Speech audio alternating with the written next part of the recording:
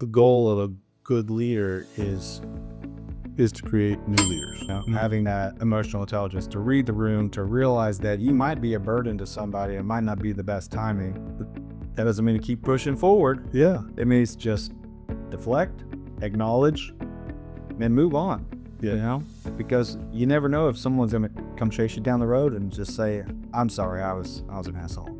Most of the reason why people get excited and lose their emotional intelligence is because they don't feel safe.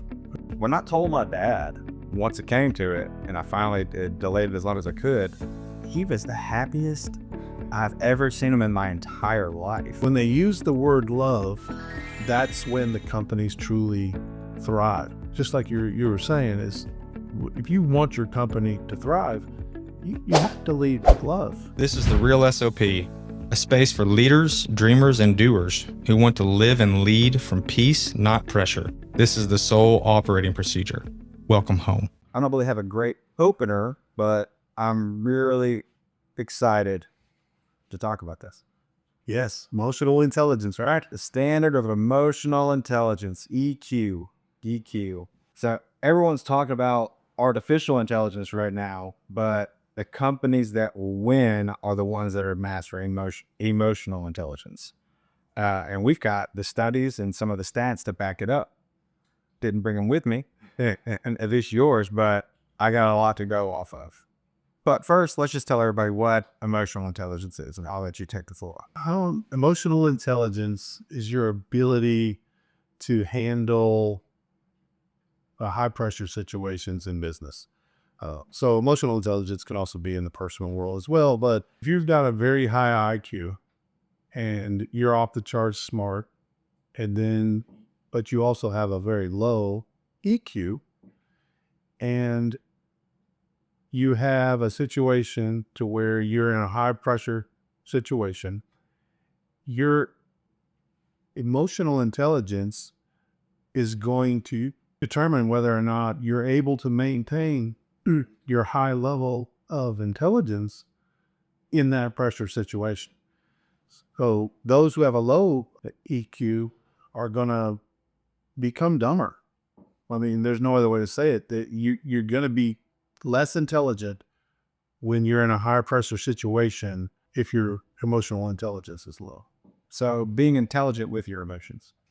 Yeah, being able to control them so they don't control you. Because when we get all frazzled and get worked up, and then we have to use our brain to work through a problem, we don't have the full capacity of our intelligence.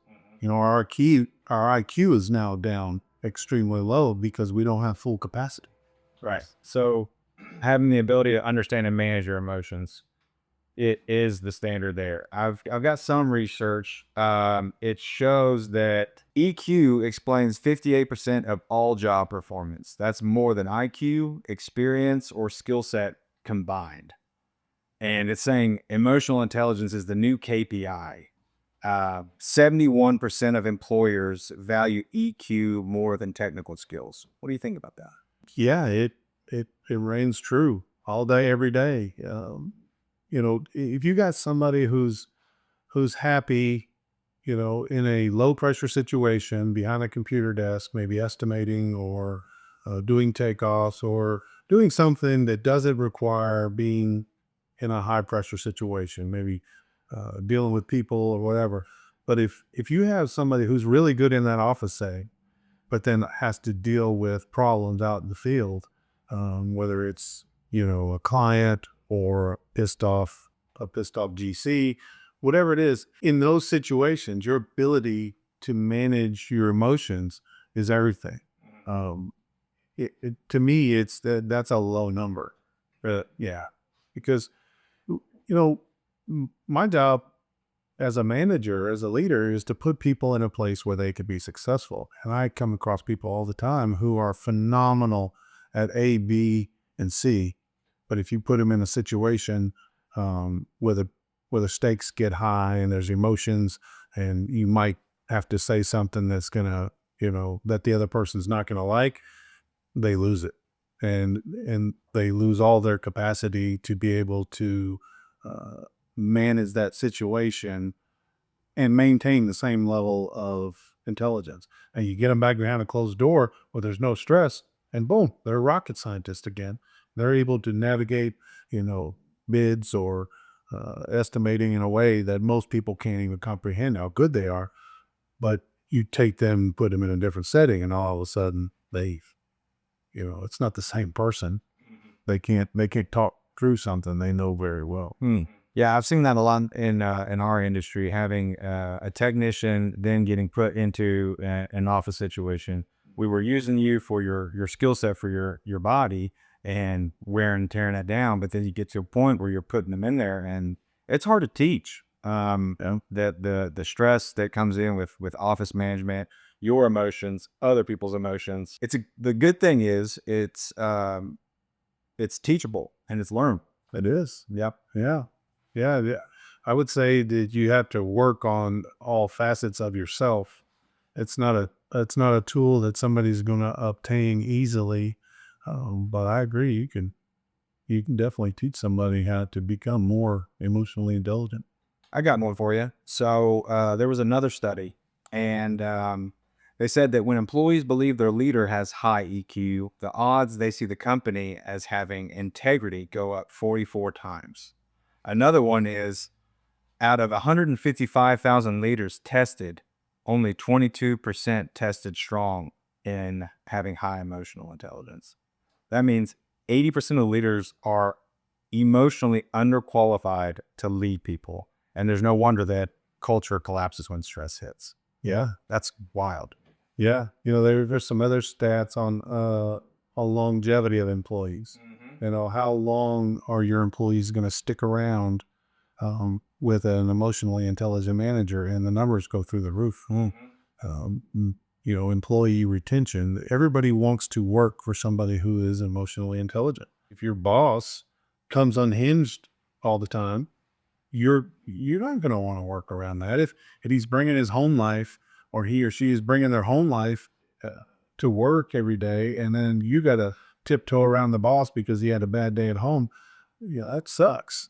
It's not going to take very long before you're looking for another place to work. Or if it's just the stressors of work, high pressure situation, you got a lot going on, how do you get your team motivated to work hard and solve a problem when you're losing your shit? It's very counter intuitive. And I know the old school way was, yell at everybody all day, every day. And that's how you got it done. But That's what gets smoke on airplanes. yeah. You smoked on the job. Yeah. Oh, yeah. It's a different day, and people are realizing that if you want to be productive at work, you got to learn how to treat people. And the average human is looking for a place where they could work and feel safe, and an emotionally intelligent leader is going to do that. Yeah. And this is why I love this topic, because this is kind of one of the reasons why we started this. It's where that system meets the soul approach, and we're talking about in the boardrooms, you're talking about building systems, building this, where are these KPIs? But the numbers show that if you practice emotional intelligence, it's going to multiply everything you're doing by tenfold easily. Yeah, the production that you get out of a meeting when you walk into a meeting and the leader is calm, like, hey guys, we have a problem. How do we solve this as a team? Versus somebody who's just flying off the handle and how'd we fuck this up? And why'd you do this? I can't believe you didn't do what we told you to do 6 months ago. We had this problem. None of that solves anything. When you go into a situation and we talked about this in a past episode, but you take extreme ownership of an issue, all of a sudden the folks in the room are able to say, wait a minute, the boss just took ownership of the problem. Okay, well, it wasn't his fault. I could have done A, B, and C. And then all of a sudden you got 10 people in the room going, well, I could have done better here, and I could have done better here. And now all of a sudden, because the leader was emotionally intelligent and addressed everybody in a safe environment, now you got 20 different solutions to solve a problem, and you're getting better as a team versus, just getting mad and yelling at everybody and cracking the whip to make them work hard. That doesn't necessarily bring a solution to the table. Might make people run harder, but if they're running in the wrong direction, it doesn't matter. Yeah, I actually read a study there. It was, I believe the company was Red Hat, and they had failed a product launch or service, whatever they were doing. And the CEO, he went to every single employee and owned up that it was his fault. And he kept the retention there. He built the trust. He built integrity. He owned everything. And they pretty much threw that out the window, started a new thing, and now they were just absolutely crushing it. But that's huge. That's huge. You think emotional intelligence equates to money? Oh yeah. I got some numbers here for you. It absolutely does. So people with higher EQ make $29,000 more per year on average. And every point increase in EQ equals about $1,300 in additional salary. Yeah. Every point. I believe it. That's insane to me. Because it's the difference in being able to do a job really well. Let's just say you're a plumber. All right. You go out, you can do everything in the field that a plumber does. But in order to create real value, you have to be able to move up the food chain. And the only way you're going to move up the food chain is if you can manage 10 plumbers. And the only way you're going to manage 10 plumbers successfully is if you have a high emotional intelligence. So that really good plumber, maybe the best plumber that the company has, that the state has, you're only so valuable if you can't pass that on to others, if you can't lead others. Now you could pass, as being that skilled plumber, now you could pass all of that intelligence on to 10 other plumbers, and you could pass your knowledge on to them, being in a place of leadership. But you're not going to be able to do it if you're yelling at everybody. Nobody wants to learn what you have to teach them if you're going to yell at them and cuss them and call them stupid for not knowing what you know. But if you could do it in a loving, compassionate way, and you could stay calm, articulate what they need to learn, and do it in a way where they actually want to learn it from you, now all of a sudden you're extremely valuable. I mean, we'll put you in a place and pay you a lot more money because you're able to spread that knowledge. And that's what the study showed. 75% of managers use EQ to decide who gets promoted. Yeah. That's crazy because it's a human connection. Yeah. If you can't work well with others, you're not going to make it as much money. That's just the bottom line. As a manager, we have 6 companies here. Every time there's a promotion, if there's something, like, you have to put somebody in a place where they could be successful. And if we move somebody up into middle management from the field, or just a new project manager, they have to have emotional intelligence or they're going to run everybody off beneath them. And we got a lot of good people. Some people don't want to move up the food chain. I know that's a level of emotional intelligence there. Like, hey, I enjoy what I do here. I make enough money. I'm happy. I just want to stay in my lane. Either way, don't give me any of that stress. That's a form of emotional intelligence right there. That is, they know their role. Yeah, and that carries over into their home life to where they're happy wherever they're at, and that's great. But if you do want more money, to work on yourself and become more emotionally intelligent is extremely valuable. Yeah. So what are some practical ways that people can enhance their emotional intelligence? I mean, it literally pays for you to have more. It's emotional capitalism. The better you handle the people, the more valuable you become, and the demand for EQ skills are growing. This says 26% by 2030, and we know that it's already one of the top 10 in-demand skills through 2025. But only 36% of people have strong EQ traits. It seems like we're in an emotional recession and a short supply of it all. So, what do people do practical to figure out how to gain better knowledge in emotional intelligence? Well, the first thing you have to do, in my opinion, would be to just check yourself. Like, do you get pissed off? How fast do you get pissed off? Do you let it carry over to work? Do you snap at coworkers? How do you get along with people? But have a real honest conversation with yourself, and don't just ask yourself. Ask the people that are closest to you. Somebody's going to tell you, if you have a good friend, they're going to think, dude, no, you're a dick. You need to solve it up, and you need to listen to that. Go to your closest people and ask them if you're emotionally intelligent. You're going to find out really quick. Most of us probably know whether or not we're emotionally intelligent, and I'll say it doesn't matter who you are. We can all work on it. Yeah. We can all try to get better and do better. I'll say everybody has a temperature in which they're probably going to, get emotional, and that is. Well, it's the space in between that and the reaction. That's where the EQ lies. Yeah. You could pause and reflect on yourself to say, how I need to respond to this. Yeah. Right? Yeah, well, you don't make a mistake, because time is your friend in a high pressure situation. To pause and take that time to allow the emotions to pass, get full capacity, come up with the proper thing to say or do, and then be able to react. Now, some situations you don't have that. If you got a client in front of you and he's yelling at you, you have to be able to react in that moment, and that's where somebody's emotional intelligence is going to need to be at a high level to be able to deal with that. Being able to just regulate your emotions, and so I would say a good practice would be to use some of the tools that we talked about in some of the other episodes. The best one would be box breathe.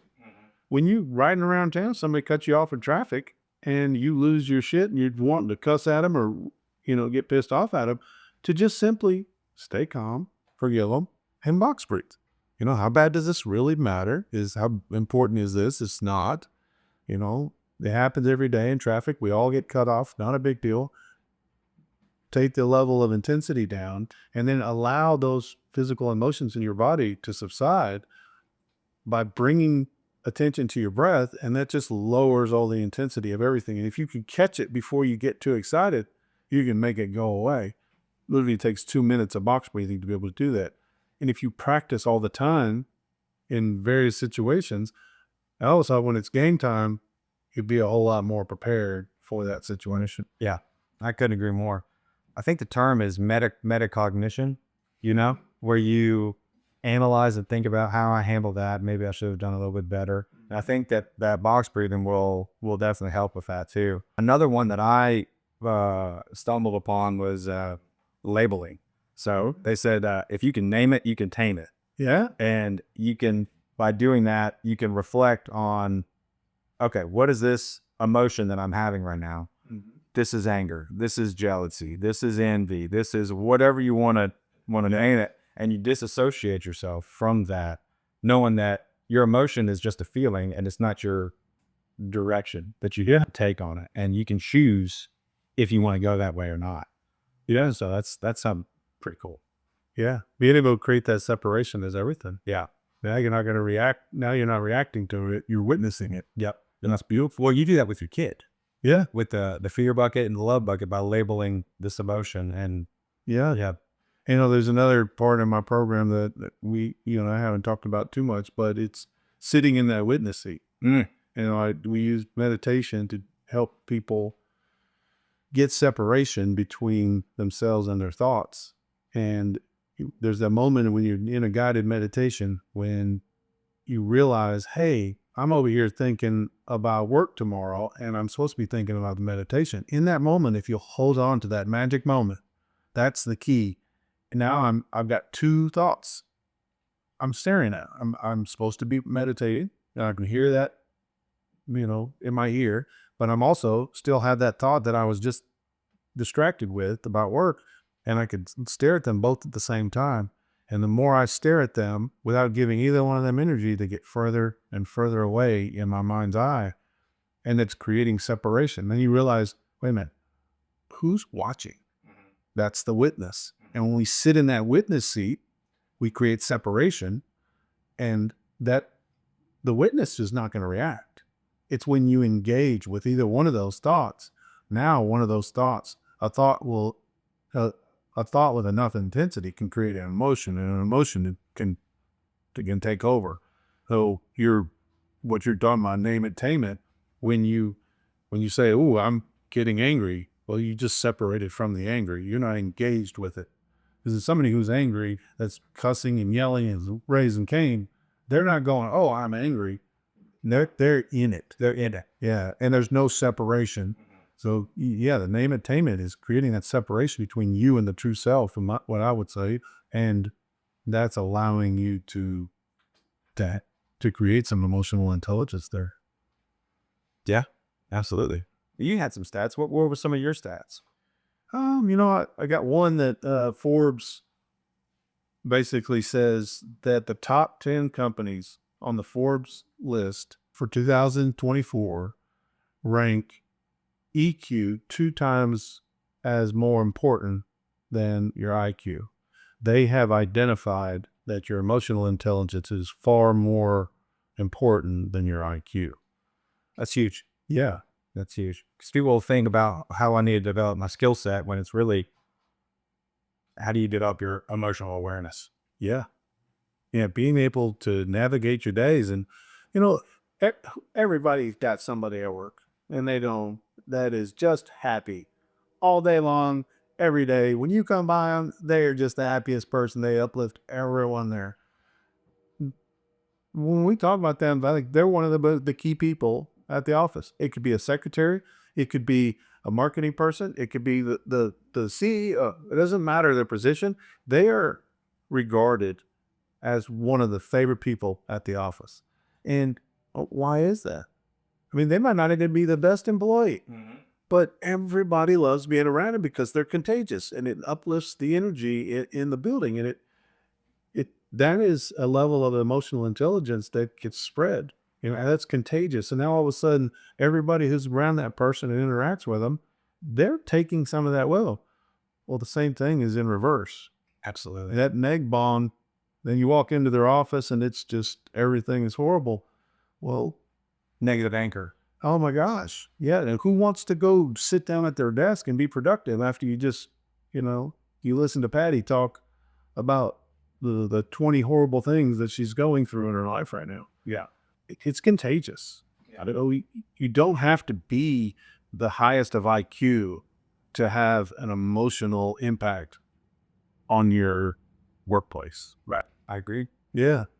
Yeah, it's pretty cool. I gravitate to those people because that energy, I just feed off of it. Mm-hmm. Yeah, gives me energy to push and go. Well, I believe your kids feed off your energy regardless of good or bad. Yeah, I mean, that's one of the biggest things that I'm dealing with the kids at home.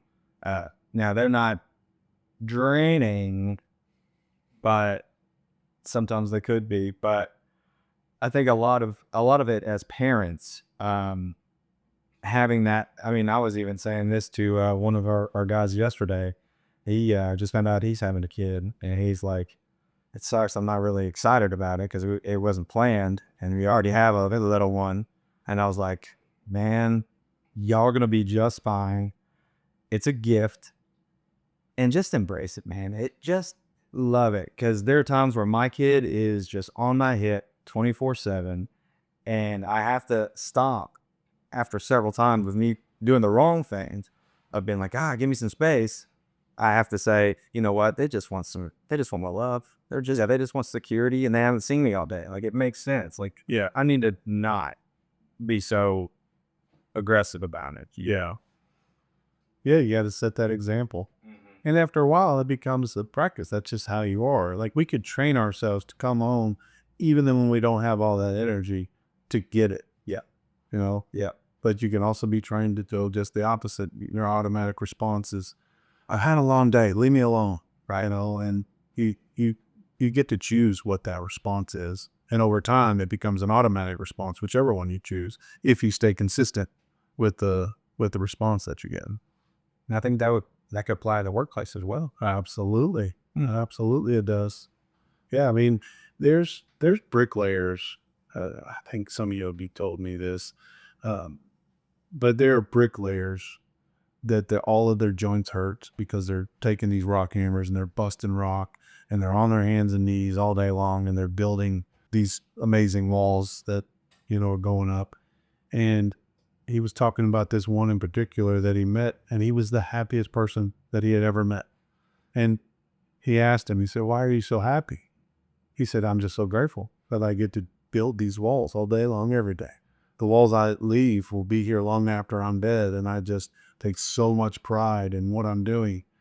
And, he completely disregarded all the pain that he was in. This man was well into his 50s, still doing manual labor.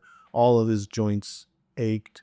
All of his bones were hurting when he was doing this work. And he just did it with this grace and smile. And I heard that story and I'm like, there is not one thing that I do at work that I ever get to complain about ever again. This man is out here being grateful for getting to build a wall. And I'm over here complaining because I had to get up in the morning or I had to deal with this person or that person. And like, no, I don't get any of those. I'm not giving myself any leeway. I'm going to be positive and happy and never complain about my job and turn my job into the greatest thing that it could ever be because I'm grateful that I have it. I get to work around all these people. I find 1,000 ways to be grateful about my job every day, and it became a practice. And I literally wake up on Monday morning, and I can't wait. Sunday afternoons, I'm like, yes, I get to go to work tomorrow. Well, I think that there's something you keep saying that I don't even know if you are catching it, but it's instead of I have to, it's I get to. Yeah. And that's huge. That's a huge wordplay there it's interesting. Yeah, we get to choose the mindset that we live. And if we give our mind any wiggle room, it's going to gravitate towards the negative because it's trying to protect us. It was protecting us from anything negative. So if you give it a hair of a crack to slide in some negativity in there, it's gonna, but it don't give it any. I'm so grateful I get to show up for work. There's not anything that's going to happen today that I'm not going to thoroughly enjoy. The challenges, the ups, the downs, whatever it is, it's going to be the greatest day ever. And I love my job. I love the people that I work with. That's the tone that I set in my own mind. And, Do you transcribe that to other people, other leaders that you see struggling? I try to give them perspective. I try to be the example. That's probably the best way for me to do it is to be the example. But, I teach leadership courses where we actually sit down and we talk about this, but my biggest thing that I would try to do is when I see somebody struggling to just catch them when they're struggling and just let them know, like, dude, everything's okay.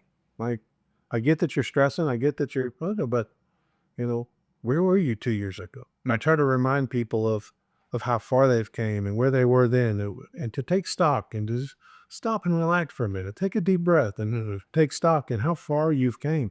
Because most of us don't do that, right? I see all these young guys that we have around here and, they're 23 years old and they've been here for 4 years. They're struggling. They're running into another wall because they've came so far. But all right, so I get it. You're struggling today. This is a new challenge and you haven't had to deal with this before. But how far have you came?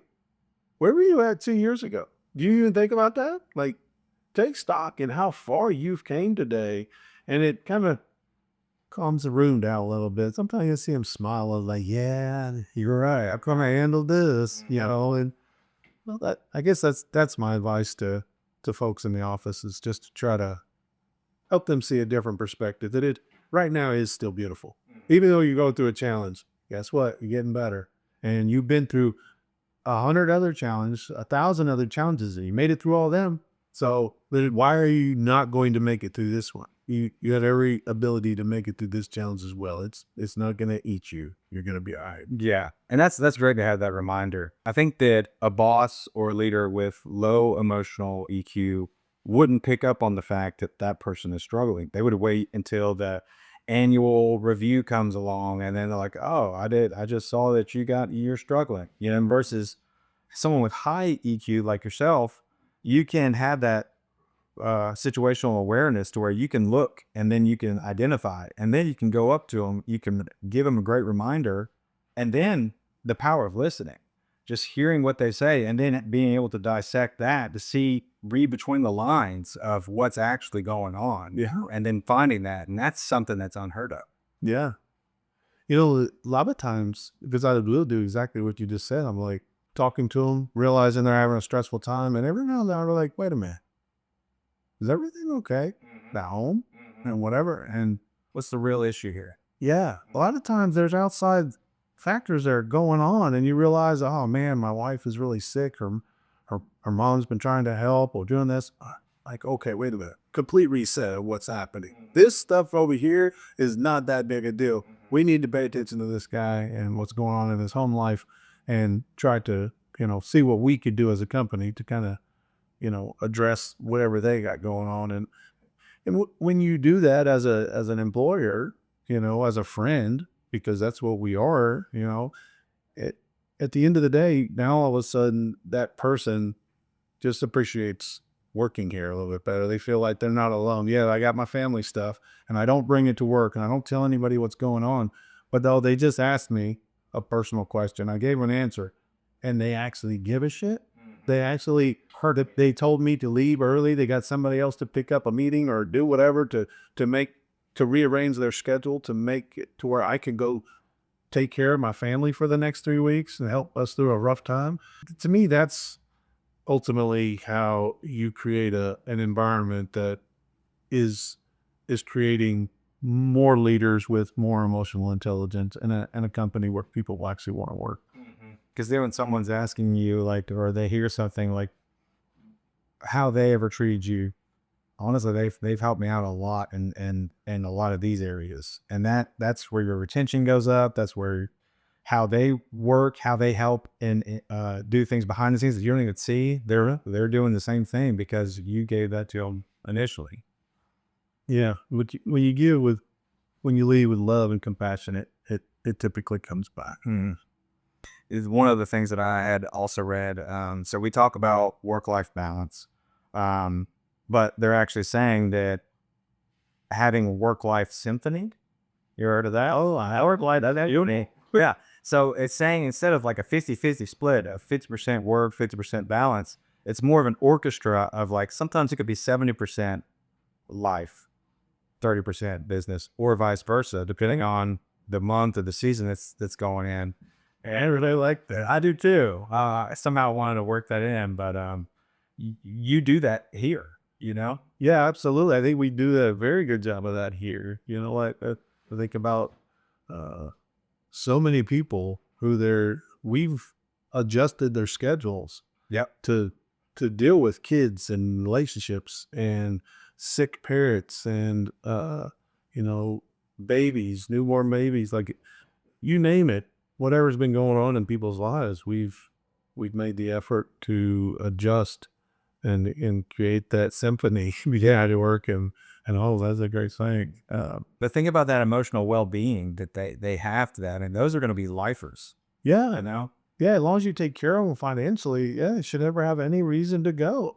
And then all of a sudden, now you got a bunch of beautiful people that love the company, and now all of a sudden the company's getting elevated as a whole because you're only as good as the darkest corners of the company.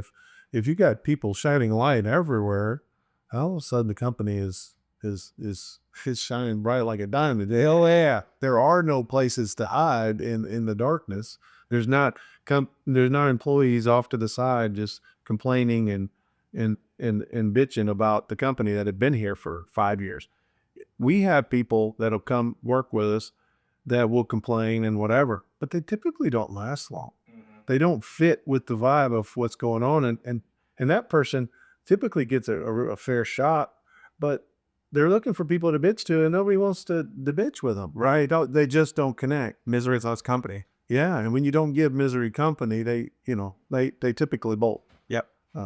So you're gonna have folks like that, but when you have a large majority of the people here are loving the company and loving what you're doing and how they're being treated, the company just elevates. Yep. Kind of goes to another level, and it's pretty cool to watch. Yep. Be a part of. That emotional safety, that emotional security. Yeah, that's huge. And we need more of that. Yeah.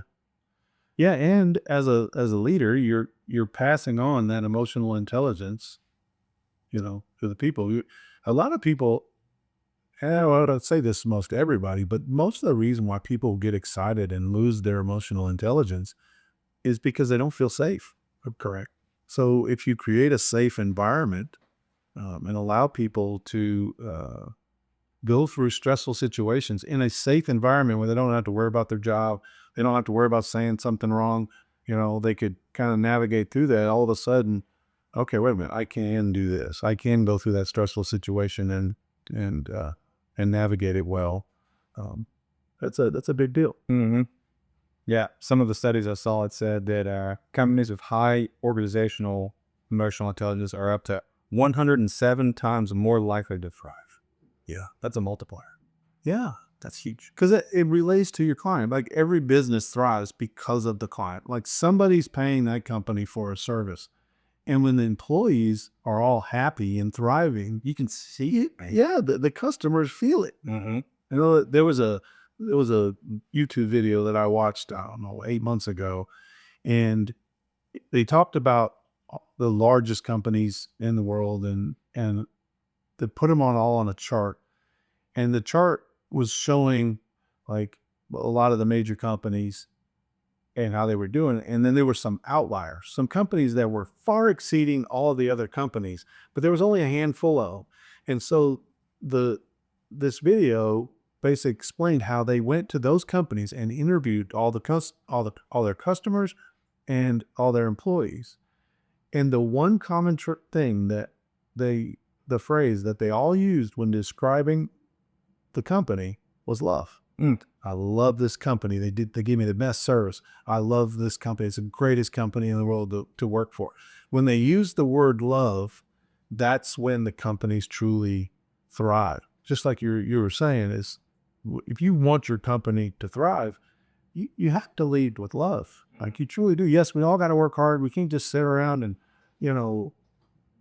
Sing kumbaya. oh yeah, sing kumbaya, tell each other we love us and be a productive company. I know, but we can work hard. Everybody have aligned goals, and we treat people how we want to be treated, and on the back end of that, they get rewarded. You can't just run everybody like a dog, and then one person get rewarded with the riches, and everybody else stares at them as they drive up in a Maserati. Like, no, you reward everyone. Yeah. At Right. Reward emotional intelligent behaviors. yes. You know? Yes, those are the people that are going to get the raises. Those are the people that are coming into the office and shining light. As the company does well, we're going to reward these people. And as you do, now all of a sudden you look around and you got a bunch of people spreading light and positivity, and they're capable of, you're surrounded by people with emotional intelligence, and all of a sudden the company's thriving. Mm-hmm. Yeah, that's crazy. So yeah, rewarding how someone handled a certain situation, rewarding someone owning a mistake. Yeah. Rewarding any type of those things is something that needs to be in a corporate spotlight. But those two words don't really match well. Corporate and Fair point. and learning how to create this type of emotional setting, because and no disrespect to corporate, because I'm sure there are some corporate companies that are good, but when the bigger you get, you lose that connection. So you got people and you got accountants and leaders behind closed doors making decisions about people that they've never met, and the disconnect there is hard to create a level of transferable emotional intelligence to people that you've never met, that you don't know. So if you don't have a connection, it's hard to tell somebody what to do or how to do it, and just staring at numbers. Hey, I need these numbers. Where's my numbers? Why are they down? Blah, blah, blah, blah. Well, okay. It's good to see you too. Thanks for, it's like you're just here to punch a clock or never and make a quota. That environment is very, very difficult to create emotional intelligence in the new leaders. Some people are just some people have it, and it's just the way they were created. Their parents raised them right. They have emotional intelligence. Some people it's learned. I believe for me, you give me credit for having emotional intelligence, and if I do, it's learned. I know that I did not have it. I've made mistakes. I've made lots of mistakes.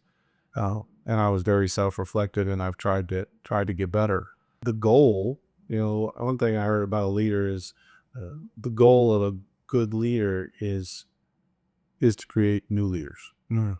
And it's very hard to pass on traits like emotional intelligence if you're not engaged with employees. So corporate settings is very difficult to do that. You still can. Oh, well, how would you? It would be tough, but you have to be selfless, because typically it's going to have to come from a middle manager that's going to have to set that tone. You may or may not be receiving that love, compassion, emotional intelligence from your leader, but despite that, you still have the 42 underneath you. Yeah, and you get to, if you have somebody underneath you, and that's enough reason right there for you to set the standard. Even if you're not receiving it, you be the light and break that chain in the middle of a corporate setting. I love that. Yeah, love that. This is a fun topic for me, just because I have came so far personally. I remember I was working for Collier Engineering, and I was sitting in a boardroom, and it was right after the FEMA flood. So Nashville had flooded, all the way across Davidson County. It was underwater, and there was hundreds, thousands of small projects that needed to be fixed. And FEMA came to town, and we had to, I was in charge of everything in Davidson County, and I had to work with the contractors to get all these things fixed. But FEMA was reviewing all of our pay applications, and I'd heard stories when Katrina hit about how people got arrested from the federal government from fraud. So I was terrified that if any of my stuff that was coming through our office wasn't right, that I was going to get in trouble. So I stayed late nights. We were just reviewing inspection reports and making sure the math was checking out, make sure I had backup documentation that they required for everything. And I sat in the middle, and I had just gotten this job, right? I'd only been there for 6-8 months, and I couldn't go replace this job at that time. You get a little braver when you can leave and go replace your job, but I had just doubled my pay from $45,000 a year to 80 or almost 90 at that time. And I was terrified to lose my job. And in the middle of the meeting, one of the GCs slammed his hand on the table. I want to know why the hell I'm not getting paid. And he knew why he wasn't getting paid, because all the invoices that they were submitting were wrong, and I was having to fix them. And I would send them back emails, and they weren't responding, and they were just getting mad. But in that moment when he responded, I just said, "You ain't getting paid because you're a fucking crook." That was not okay. The director of the paying division and my boss was all in the room at the time, along with 5 or 6 other people. And you're not allowed to tell contractors that they are a crook. And I got in a lot of trouble. I did lose my job. I worked really hard, and I was able to get through it. But I realized that even though I was right, my emotional intelligence wasn't there. It didn't exist. And when he got elevated, I met him with almost street violence type of thing. You come at me, I come at you. And if that were to happen to me today, I would just have politely said, "Dude, I haven't been able to process all this. I'm staying up late at night, killing myself, reviewing your invoices that are never correct, and I send them back to you. You don't respond to me with the emails. I want to get you paid as fast as you can, but you got to work with me. These things have to be accurate, and you need to respond when I'm sending you the revisions." Well, that would have been a great response, and nobody would have ever said anything to me. They would have gave me a pat on the back on the way I responded, and instead I almost lost my job. And so I had to learn, because my family was involved, right? My wife would have had to go back to work. She eventually quit 6 months after I had that job. We combined I was making more money than we were both making together, and plus about 10 or 15 grand. So we were good for her to stay home. It was a great thing for my family at that time. And I put it all at risk because I wasn't emotionally intelligent. And I responded out of emotion, and I felt attacked. And, those feelings are all valid, but you have to be able to control them if you want to navigate in the business world. Yeah, definitely. Definitely. I actually remember there was a time I was selling door to door, and just knocked on this lady's door at a very inconvenient time, and she hollered at me. She chewed me out worse than I've ever been chewed out in my life. Like, why are you here interrupting this? Blah, blah, blah, blah, blah, blah. Luckily, this was a good story, and I just said, sorry. And I kept walking, and then it started raining, and then I almost got attacked by a dog, and I was just like, this is not a good day. And I feel miserable, but I was like, I just gotta finish, just keep it running. She chased me down the street 30 minutes later. Oh, wow. And said, I just want you to know that, one, you were not phased, and that surprised me. Two, I was going through a divorce, and she had just found out, so it was like, oh, terrible timing, which I totally get. But three, that I was still doing my job and it didn't affect me. She was like, that was awesome. I want whatever you're selling. So you made it sell. So I made it sell out of it. That's by not getting triggered. Not getting triggered, yeah. But it was hard for me to get worked up to that point because this was my livelihood on the line. Like, if I didn't know that would have happened, but I knew I needed to eat. And she was the only sale I got that day.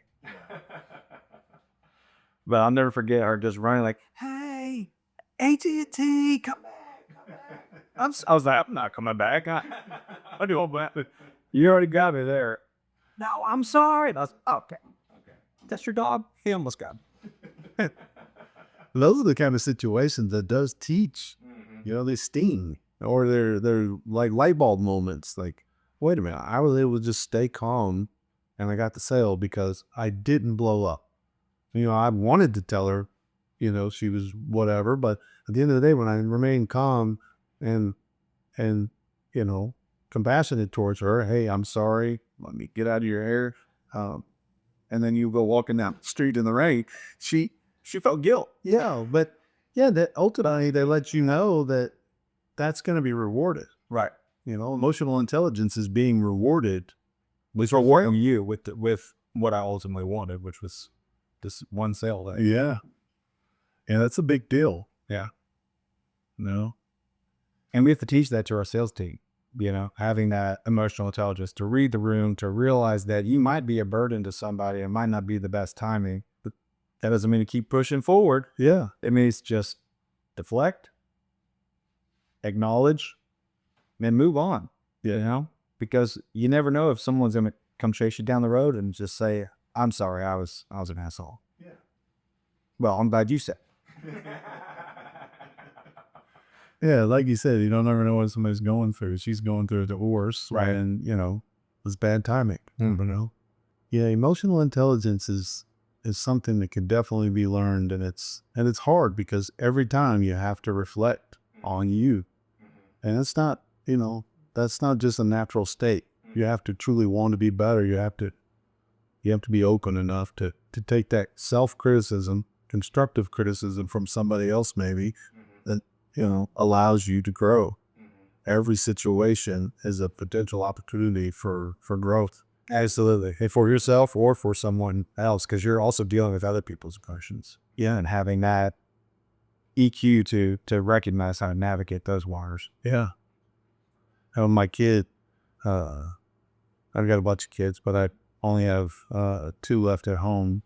One is 20 and the other one is about to be 11 next week. And, some days he's like, Dad, I got to talk to you. And we'll go upstairs and we'll talk, and, you don't want to talk to Mom. And then he'll go for another week and he's like, I'm tired of that shit. He'd go to his mom, I don't want to hear it. He's going to give me this whole conversation and he's going to tell me to get in the left bucket or something dumb, and I don't want to hear it. But then, when he's in those moments where he doesn't want to listen to Dad, okay, yeah, you're entitled to your moments. If I react to those moments and take offense to what I hear him saying down the hall, that's a triggering thing that I'm going to teach him if I react to that. So I just stay patient and allow him to have his space. And if he wants to talk to his mom this week and me next week, okay. But I know if I stay calm, that's how he's going to react. He's eventually going to see it. And I may not truly see the results of this, me being calm, until he's 25. But I truly believe if I just maintain a high level of emotional intelligence, stay calm, don't overreact, be very honest with him, be able to have difficult conversations with him without getting elevated, then that's how he's going to learn how to have conversations with his people as he's getting older. Yeah, it's a constant reminder. My son is my teacher in that way. Isn't that funny? Yeah. Speaking of that, feedback is an important part of emotional intelligence. Having someone tell you something that could be triggering to you, but if you do what you just said and not get triggered by it, because you want him to come up and tell you, to go the bad and the ugly, absolutely, without a response. Yeah. Or the response that he thinks he's gonna have. I'll tell you, when I first found out I was having my kid, my first kid, he was an uh-oh moment. I was scared to death to tell my father. And I don't know why. I think because growing up, it was, don't ever have kids, or don't, sex. My mom was more so like, just be smart, don't be dumb. When I told my dad, once it came to it, and I finally delayed it as long as I could, he was the happiest I've ever seen him in my entire life. Yeah. And I just did not see that coming. And it made me regret not telling him sooner, but I thought that he was going to be triggered by it. So I kept pushing it off because I didn't do what he told me to do. And I hope my kids do that one day, at least to not delay telling me because they think I'm going to react a certain way. Yeah. Yeah, no, especially, nowadays everybody's got anxiety, everybody's got depression at some level. We do the best we can to navigate it. Some are healthier than others. But when somebody's going through something, the last thing the most I can ever hope as a dad is that I'm available for them, that they trust me enough that they could come to me with whatever problem they have. And I don't hear about them struggling in the darkness over here. And I couldn't even be an ear for them because I was unapproachable. Some of my kids may not want to come and talk to me because for whatever reason, but I hope it's never because they feel like I'm going to be disappointed or they feel like I'm going to fly off the handle or whatever. I've got a lot of kids and they're all different. Some are just private. That's all okay. But I would hope that my emotional intelligence opens the door for them to be able to come to me for help if they need it. Yeah, absolutely. Because having a high EQ, that one of the traits is being slow to judge. Yeah. And that's something that I'm constantly working on every day because I want my kids to and my employees to come up to me no matter what it is and know that I'm not quick to judge on certain things. And I want to get the whole thing and I'll give them the honest feedback. Yeah, that's a hope for sure. Yeah, it creates a safe environment. That's what everybody is longing for. Mm-hmm. So if strategy is what you do, EQ is how you do it. It's the operating system underneath every relationship, every decision, every result. IQ builds machines, EQ builds connection. In leadership, empathy is efficiency. It's beautiful. Yeah. Yeah. Let's go. And you can't outthink what you haven't outfelt. Yeah. Yeah. Shoot. I can't say no better than that. You can't outthink what you haven't outfelt. Yeah, big conversation today. Yeah, that was good. Yeah. That's all I got. Yeah, me too. Just keep on keeping on. Hope you guys listen to us again in the future. This was fun. Thank you, guys. Really appreciate it. At the end of the day, system needs soul and leaders need stillness. Ownership starts with you. Show up for your people the way you first show up for yourself. That's the real SOP. We'll see you next time.